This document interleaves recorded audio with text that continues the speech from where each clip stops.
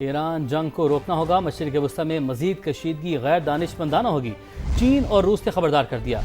چینی صدر کی روسی ہم منصب سے ملاقات، کہا دنیا جنگل کے قانون کی طرف واپس جانے کے لیے خطرے سے دوچار ہے، جنگ ختم ہونے سے تجارتی معاملات میں رکاوٹیں کم ہوں گی، چین اور روس کو ہر قسم کی دھونس دھمکیوں کی مخالفت کرنی چاہیے۔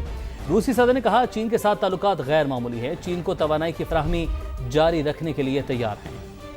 روسی صدر ولادیمیر پوٹن کا دورہ چین، دونوں ملکوں کا اسٹریٹجک تعاون بڑھانے پر اتفاق، مشرق وسطی میں بڑھتی کشیدگی کو خطرناک قرار دے دیا۔ بیجنگ میں روسی صدر پوٹن نے چینی صدر شی جن پنگ سے ملاقات کی۔ ملاقات کے دوران صدر شی جن پنگ نے کہا مشرق وسطی میں مزید کشیدگی غیر دانشمندانہ ہوگی۔ صدر پوٹن اس موقع پر بولے روسی اور چینی تعلقات عالمی استحکام میں مددگار ثابت ہو رہے ہیں۔ روس اور چین کے درمیان تعاون کی 20 دستاویزات پر دستخط ہوئے، جس میں توانائی کے شعبے میں تعاون کا معاہدہ بھی شامل ہے۔ روس اور چین کے درمیان مذاکرات کا مشترکہ اعلامیہ جاری۔ اعلامیے میں مشرق وسطی میں مکمل اور فوری جنگ بندی پر زور دیا گیا۔ دونوں ملکوں نے مسلح افواج کے درمیان تعاون مضبوط بنانے پر بھی اتفاق کیا۔ صدر ولادیمیر پوٹن کا great hall of the people آمد پر شاندار استقبال کیا گیا۔ دشمن نے دوبارہ حملہ کیا تو جنگ صرف خطے تک محدود نہیں رہے گی، ایسے مقامات پر حملہ کریں گے جن کا آپ تصور بھی نہیں کر سکتے، ایران نے خبردار کر دیا۔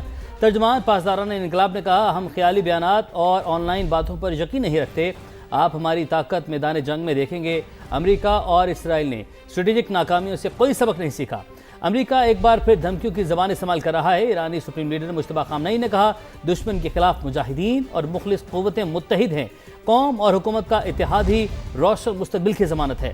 سابق صدر ابراہیم رئیسی کی برسی پر پیغام میں کہنا تھا کہ حکومت عوام کے معاشی مسائل کو فوری حل کرنے کے لیے اقدامات کرے۔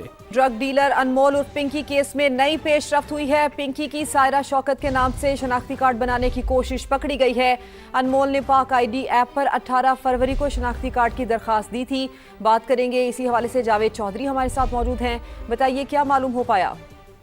جی، انمول پنکی کی سائرہ شوکت کے نام سے شناختی کارڈ بنانے کی کوشش پکڑی گئی ہے۔ انمول نے پاک آئی ڈی ایپ پر 18 فروری کو شناختی کارڈ کی درخواست دی۔ دوہری شناخت میں شوکت علی والد اور پروین نصرت کو ماں ظاہر کیا گیا۔ نئی شناخت انمول نے علامہ اقبال کالونی شاہدرہ لاہور کا پتہ درج کیا۔ نادر میں سیکورٹی پروٹیکشن کی وجہ سے درخواست پروسیس نہیں ہو سکی۔ پنکی کے خلاف جعلسازی کی کچھ کم مقدمہ درج کرنے کی بھی تیاری کر لی گئی ہے اور اس ضمن میں کارروائی کے لیے D I G South Asad Raza نے نادرہ حکام خط لکھ دیا ہے۔ ڈی آئی جی ساؤتھ خط کے بعد تفصیل آپ نے فراہم کی جاوید اصغر چودھری، آپ کا شکریہ۔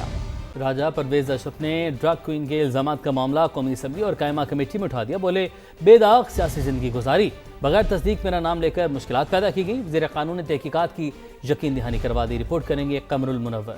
انمول پنکی کی جانب سے مبینہ الزامات اور سوشل میڈیا پر سیاسی رہنماؤں کے نام کے استعمال کا معاملہ قومی اسمبلی اور قائمہ کمیٹی داخلہ میں پہنچ گیا۔ جعلی رہنما راجہ پرویز اشرف اپنا نام سوشل میڈیا پر اچھالے جانے کے بعد قومی اسمبلی میں وضاحتیں دیتے رہے۔ ایک بے داغ زندگی گزاری ہے، میں ہاؤس کا چوتھی بار ممبر ہوں، اس ملک کا وزیر اعظم رہا ہوں، اسپیکر رہا ہوں نیشنل اسمبلی کا، لیکن میں صرف یہ کہنا چاہتا تھا کہ یہ جو فیک نیوز ہے ایسی قانون سازی ہونی چاہیے کہ یہ جو سوشل میڈیا ہے اس کے بھی کوئی حدود و قیود جو ہیں وہ مقرر کیے جانے چاہیے۔ وفاقی وزیر قانون اعظم نذیر تارڑ نے راجہ پرویز اشرف کو تسلی دیتے ہوئے تحقیقات اور ذمہ داروں کے خلاف کارروائی کی یقین دہانی کرا دی۔ راجہ صاحب، آپ کی ساری زندگی ہم سب کے سامنے ہے اور آپ نے خود کہہ دیا کہ پچھلے 2 دن میں جو ریئیکشنز ہیں ان سے ہی آپ کو پتہ چل گیا ہوگا کہ یہ اتنی ایک بونگی اور فریولس بات تھی جس پہ کسی نے بھی کان نہیں دھرا۔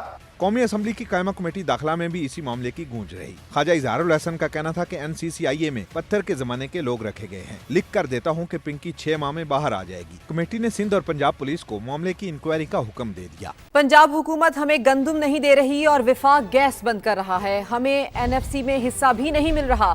وزیر اعلیٰ خیبر پختونخوا سہیل آفریدی کا احتجاج، کہا خیبر پختونخوا پورے ملک کو گیس اور بجلی دے رہا ہے مگر صوبے کو کیا مل رہا ہے۔ یہ بھی کہا ہم بانی سے اظہار یکجہتی کے لیے جا رہے تھے نہ کہ احتجاج کرنے، مگر حکومت نے ہمارے قافلے کو روکا۔ انہوں نے مطالبہ کیا کہ بانی کا شفا انٹرنیشنل اسپتال سے علاج کروایا جائے۔ راجہ پرویز اشرف نے ڈرگ کوئن کے الزامات کا معاملہ قومی اسمبلی اور قائمہ کمیٹی میں اٹھا دیا، بولے بے داغ سیاسی زندگی گزاری، बगैर तस्दीक मेरा नाम लेकर मुश्किलात पैदा की गई। वज़ीर क़ानून ने तहकीकात की यकीन दहानी करवा दी। रिपोर्ट करेंगे कमरुल मुनव्वर।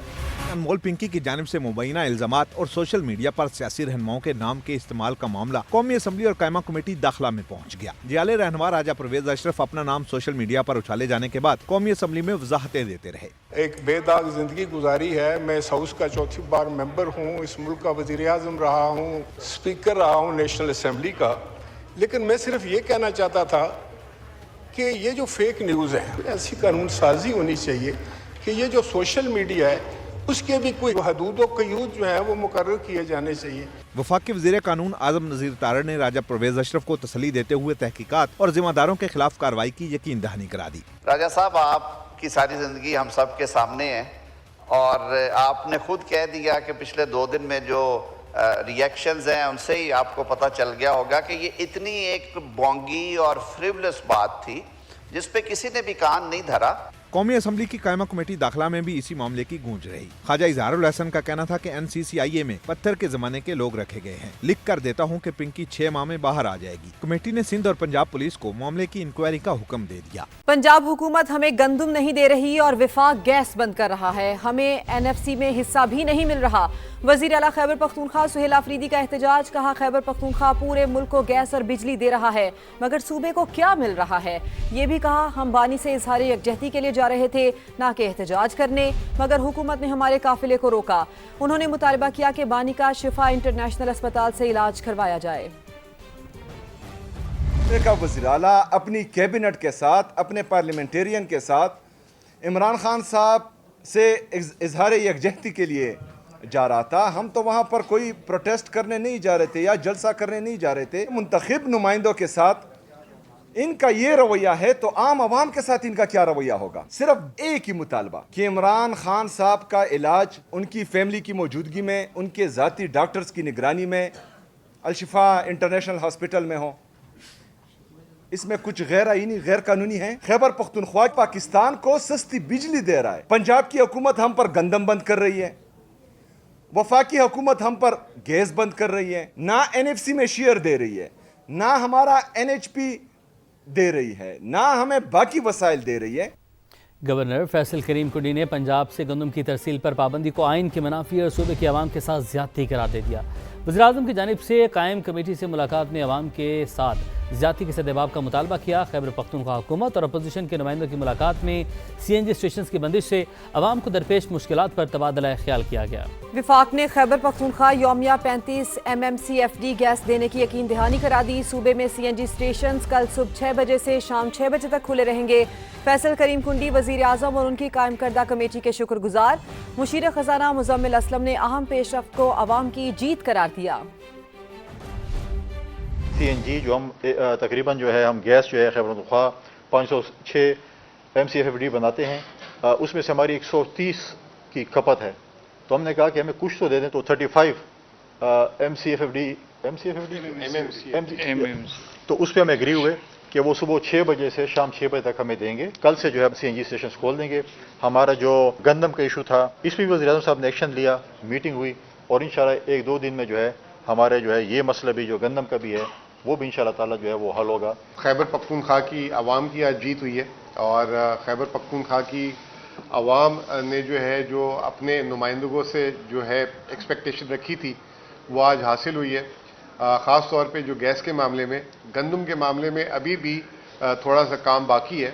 यकीन दहानी हमें कराई गई है, लेकिन साथ साथ ये कहा गया कि वज़ीर आला पंजाब से भी बात करेंगे, वफाकी नुमाइंदे भी और गवर्नर साहब भी और हम सारे शायद वज़ीर आला साहब भी बात करें। मुद्दा बड़ा स्ट्रेट सा है कि आर्टिकल 151 कहता है कि पूरे मुल्क में कोई जो है किसी चीज़ की तरसीलात को कोई रोक नहीं सकता। अब आपको बताएं, पाकिस्तान क्रिकेट को नाकामियों ने निगल लिया। शाहीन फिर टाइगर्स के शिकंजे में आ गए। एक और शिकस्त का सामना, बांग्लादेश के हाथों मुसलसल दूसरी बार व्हाइट वॉश। शान 11 सिलहट टेस्ट में 78 रन से हार गई। दूसरी इनिंग में कौमी टीम 358 पर आउट हुई। मोहम्मद रिजवान की हिम्मत 94 रन पर दम तोड़ गई। तेजुल इस्लाम ने 6 शिकार करके मेला लूट लिया। कौमी टीम को टेस्ट रैंकिंग में 6 से 8वें नंबर पर जाना पड़ा। फतह ने बांग्लादेश को 9वें से 7वीं पोजीशन पर पहुंचा दिया। कोई सिमत नहीं, कोई मंजिल नहीं, पाकिस्तान क्रिकेट तारीख राहों में भटक गई। शाहीनों को नाकामियों ने निगल लिया। कौमी टीम एक बार फिर बांग्लादेश के शिकंजे में आ गई। ढाका के बाद सिलहट में भी शिकस्ते फाश। हदफ तक रसाई की सारी कोशिशें धरी रह गईं। मोहम्मद रिजवान की हिम्मत भी 94 रन पर जवाब दे गई। 358 रन पर पूरी टीम का सफाया हो गया।